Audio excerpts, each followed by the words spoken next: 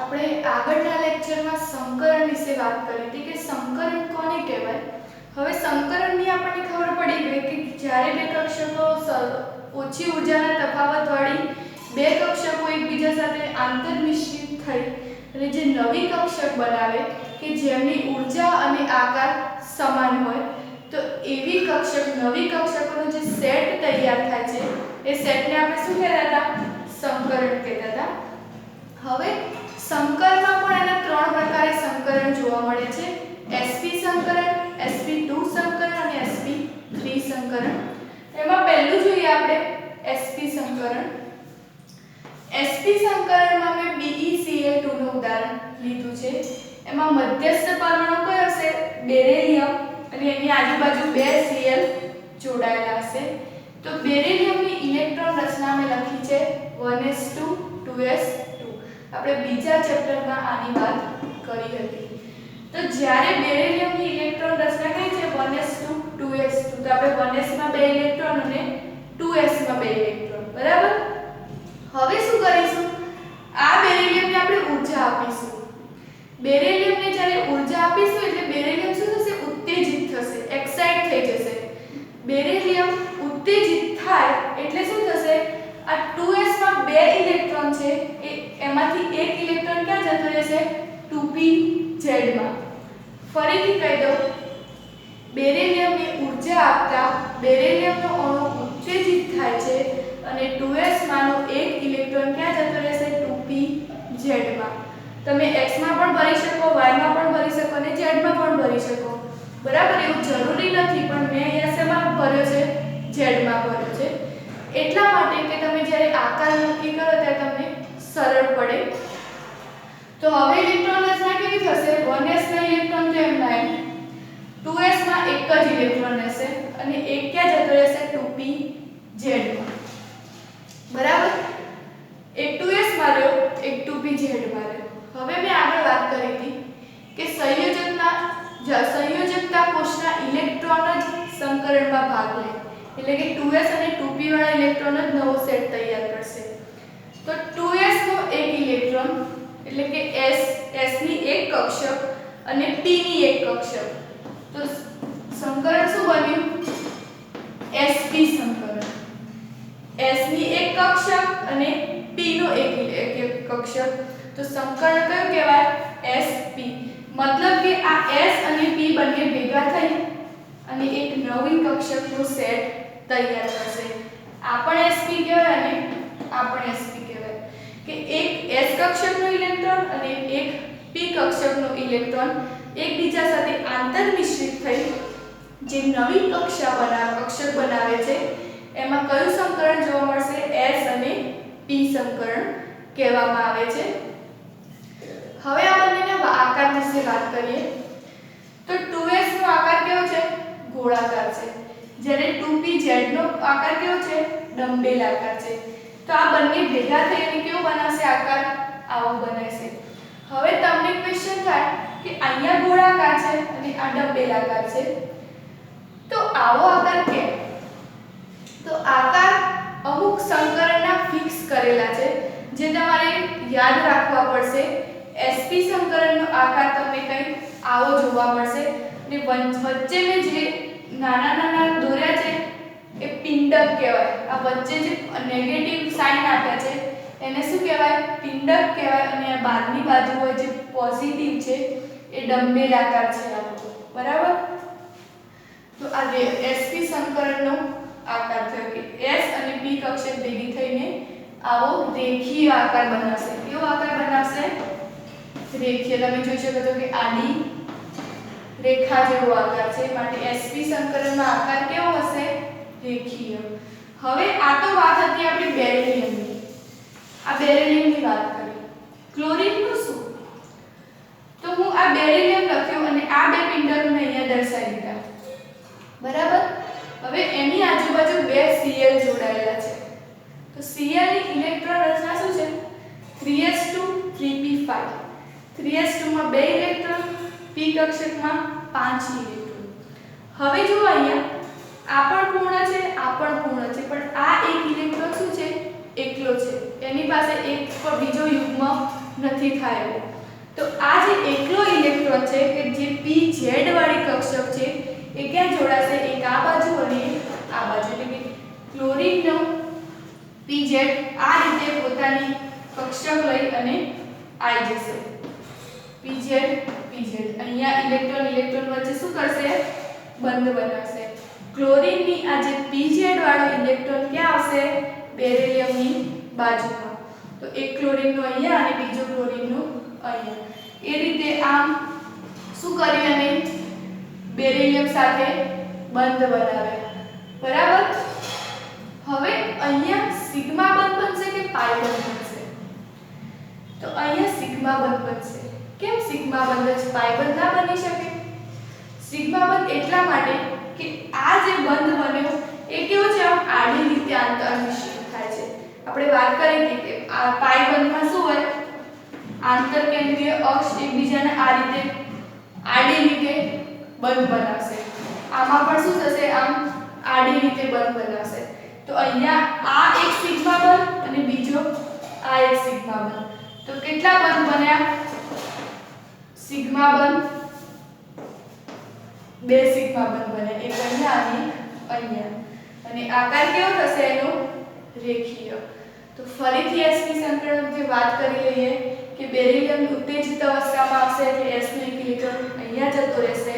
એમ s ની એક કક્ષક અને p ની એક કક્ષક એકબીજા સાથે આંતરમિશ્રિત થઈ sp સંકરણ ધરાવશે. એનો આકાર આવો રેખીય જોવા મળશે. ત્યારબાદ Cl નો અણુ પોતાની pz કક્ષક લઈ અને બેરિલિયમ સાથે જોડાય છે અને અહીંયા આંતરકેન્દ્રીય અક્ષ એકબીજાને લંબ આ રીતે રેખીય રીતે ટચ થાય છે. માટે એક સિગ્મા બંધ અને બે સિગ્મા બંધ. sp સંકરણમાં બે સિગ્મા બંધ જોવા મળે છે અને આકાર કેવો હોય છે? રેખીય. ત્યારબાદ આ બંને વચ્ચેનો ખૂણો કેટલો જોવા મળે છે? 180° જોવા મળે છે. તો આ વાત હતી sp સંકરણની. હવે વાત કરીશું sp2 સંકરણની.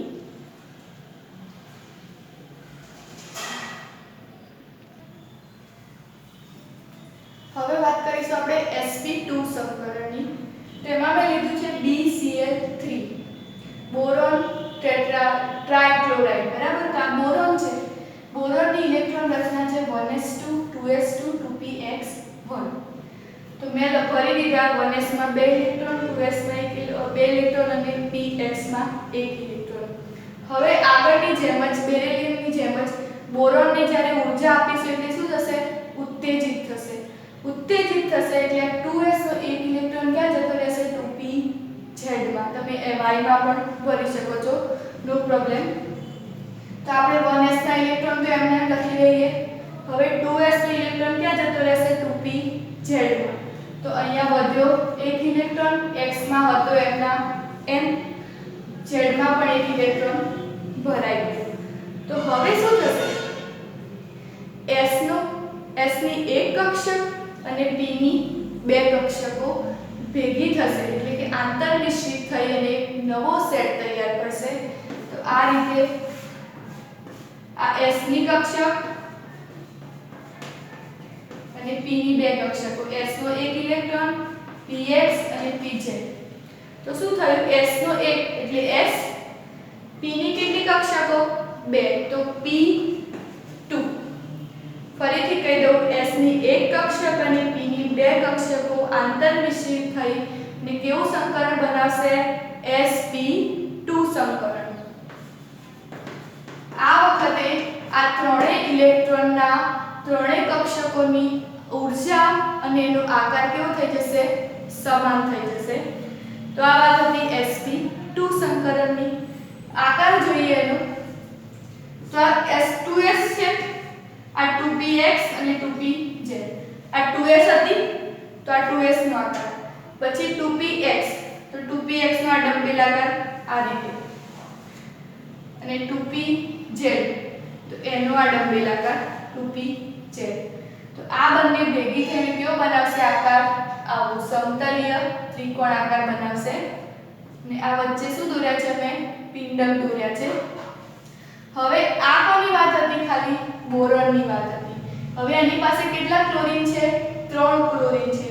તો આપણે વાત કરી કે ત્રણેય ક્લોરીન શું કરશે પોતાની pz કક્ષક લઈ અને શું થશે આની જોડે ઇલેક્ટ્રોન જોડે ભાગીદારી કરી અને શું બનાવશે બંધ બનાવશે તો આ ક્લોરીન છે pz કક્ષક છે આ ક્લોરીનની pz કક્ષક આ ક્લોરીનની pz કક્ષક તો આ શું બનાવી અને એક સંકરણ બનાવ્યું આ BCl3 નું ઉદાહરણ છે કે આ વચ્ચે છે બોરોન છે અને આ આજુબાજુ શું છે ક્લોરીનની pz કક્ષક છે હવે આમાં પણ સિગ્મા બંધ જોવા મળશે તમે જુઓ આમ આડી રીતે એકબીજા સાથે જોડાય છે આમાં પણ આડી રીતે આમાં પણ આડી રીતે તો એક સિગ્મા બંધ બીજો સિગ્મા બંધ અને ત્રીજો સિગ્મા બંધ તો કેટલા 3 સિગ્મા બંધ જોવા મળે છે ત્યારબાદ એનો ખૂણો તો આ વચ્ચેનો ખૂણો કેટલો હશે 120 અંશ જોવા મળશે અને એનો આકાર કેવો થશે તો આ ત્રણેયને તમે જોડી દો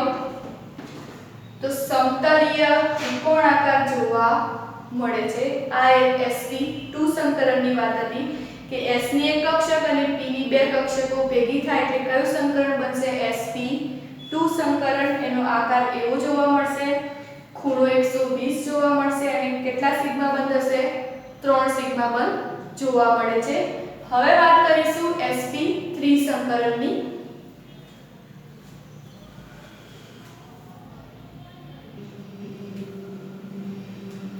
જોઈએ હવે sp3 સંકરણ તો sp3 સંકરણ આપણે ત્રણ ઉદાહરણ છે CH4 NH3 અને H2O CH4 તો આપણે સંકરણની વાત કરી ત્યારે જ કહ્યું હતું કે કાર્બન છે તો કાર્બન નો આકાર કેવો sp3 સંકરણમાં CH4 નો આકાર કેવો હશે સમચતુષ્ફલક એટલે કાર્બન છે એ કાર્બન આ રીતે જોડાયેલો છે એની ચાર સંયોજકતા છે આપણને ખબર છે તો શું કરીશું આ કાર્બન આ રીતે જોડાયેલો છે એમાં શું કરશે એક એક હાઇડ્રોજન આઈ અને એની સાથે શું બનાવશે આ કાર્બનનો એક ઇલેક્ટ્રોન હતો એની સાથે હાઇડ્રોજન આવી અને શું કરશે એની પાસે આ રીતે જોડાઈ જશે તો આ હાઇડ્રોજન છે હાઇડ્રોજનની 1s કક્ષક કહેવાય બરાબર આ 1s કક્ષક તો કાર્બન CH4 માં આ રીતે આકાર જોવા મળે છે સમચતુષ્ફલકીય અને એનો ખૂણો કેટલો હોય છે 109.5 બરાબર NH3 ની વાત કરીએ મોસ્ટ આઈએમપી છે કે NH3 માં ઇલેક્ટ્રોન રચના 1s2 2s2 2px1 2py1 અને 2pz1 તો મેં s માં બે ઇલેક્ટ્રોન ભર્યા 2s માં પણ બે x માં એક y માં એક અને z માં એક બરાબર શોર્ટમાં લખી દઉં છું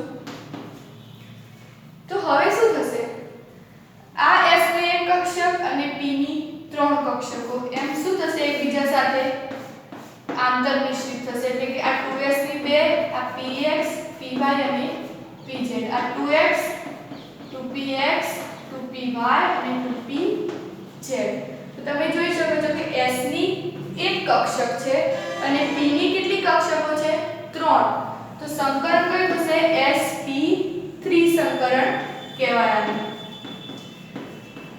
આ કક્ષકોમાં બધી કક્ષકોની ઊર્જા અને આકાર કેવો હશે સમાન હશે હવે આપણે નવા સેટ પ્રમાણે એનો આકાર જોઈએ તો આ નાઇટ્રોજન છે એના ચાર કક્ષકો આ રીતે ગોઠવાયેલી હોય છે એમાં તમે જોઈ શકો છો કે આ છે જે એ એક યુગ્મ છે ઇલેક્ટ્રોનનું એ ક્યાં હશે આની ઉપર આ રીતે અને આ ત્રણ ઇલેક્ટ્રોન કે જે એકલા છે એ શું કરશે બંધ બનાવવામાં ભાગ લેશે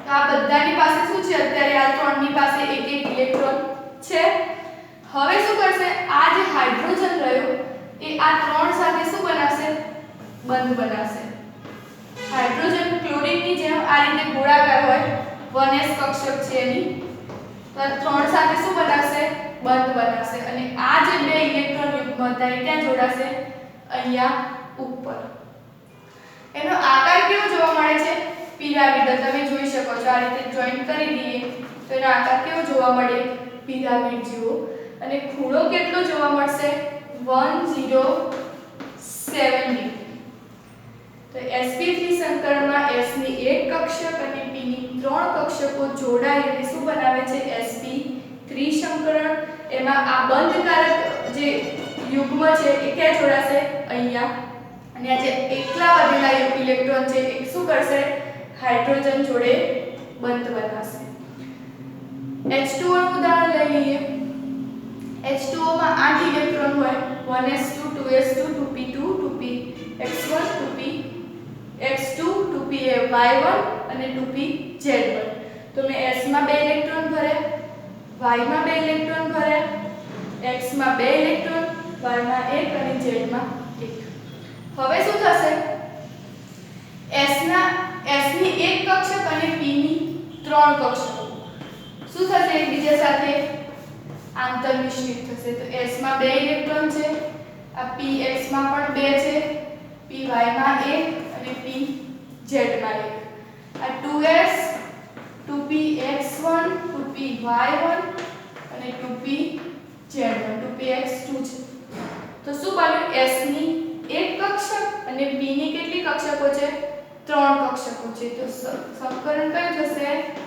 sp3 સંકરણ આકાર જોઈએ એનો તો ઓક્સિજન છે એની પાસે આ 4 ઇલેક્ટ્રોન આ રીતે ગોઠવાયેલા છે કક્ષકો એમાં અહીંયા શું હતું એક જ ઇલેક્ટ્રોન યુગ્મ હતો તો અહીંયા જોડાતું હતું અહીંયા શું હશે 2 ઇલેક્ટ્રોન યુગ્મની જોડ છે તો એક અહીંયા જોડાશે અને એક અહીંયા જોડાશે હવે વધ્યા કેટલા પરમાણુ ઇલેક્ટ્રોનના 2 ઇલેક્ટ્રોન વધ્યા તો એ 2 ઇલેક્ટ્રોન H2 સાથે શું કરશે બંધ બનાવશે આ બંને પાસે એક એક ઇલેક્ટ્રોન છે તો હાઇડ્રોજનનો પરમાણુ અહીંયા આવીને શું કરશે બંધ બનાવશે આ હાઇડ્રોજનની 1s કક્ષક છે હાઇડ્રોજનની શું છે 1s કક્ષક છે તો હવે જોઈએ કે H2O માં કેટલા અબંધકારક ઇલેક્ટ્રોન છે 2 અબંધકારક અબંધકારક મતલબ જેને બંધ બનાવવામાં ભાગ લીધો ના હોય તે તો H2O માં 2 અબંધકારક છે જ્યારે NH3 માં એક અબંધકારક યુગ્મ જોવા મળે છે હવે આનો ખૂણો કેવો છે 104.5 ડિગ્રી અને આકાર કેવો છે એનો આમ વળેલો જોવા મળે છે બરાબર તો આ હતી sp3 સંકરણની વાત હવે તમે કહેશો કે આમાં 109 આમાં 107 અને આમાં 104 એવું કેમ તો એનું રીઝન છે કે અહીંયા એક પણ અબંધકારક ઇલેક્ટ્રોન નથી એટલે કે આવા 2 ઇલેક્ટ્રોનની જોડ નથી માટે 109 ડિગ્રી 5 ગણા છે પછી શું કીધું આમાં 107 થઈ ગયું કેમ કારણ કે અહીંયા અબંધકારક ઇલેક્ટ્રોન છે હવે આપણે આગળ વાત કરી હતી કે અબંધકારક વચ્ચે અપાકર્ષણ કેવું હોય વધુ હોય તો આ શું કરશે દૂર જશે એટલે આ જે રહ્યા છે એ ખૂણો શું થઈ જશે સંકોચાઈ જશે એટલે કે ઓછો થઈ જશે આ દૂર જતું રહેશે તો આ ખૂણો કેવો જતો રહેશે સંકોચાઈ જતો રહેશે એટલા માટે અહીંયા ખૂણો કેવો થતો જાય છે નાનો અહીંયા એક હતો હવે તો 2 અબંધકારક છે તો આનાથી પણ વધારે સંકોચાશે એટલે ખૂણો કેવો થઈ જશે 104.5 ડિગ્રી તો આ વાત હતી sp3 સંકરણની તો આપણે સંકરણના 3 પ્રકાર જોયા કોઈ પણ ડિફિકલ્ટી હોય તો તમે મને પર્સનલી પૂછી શકો છો થેન્ક યુ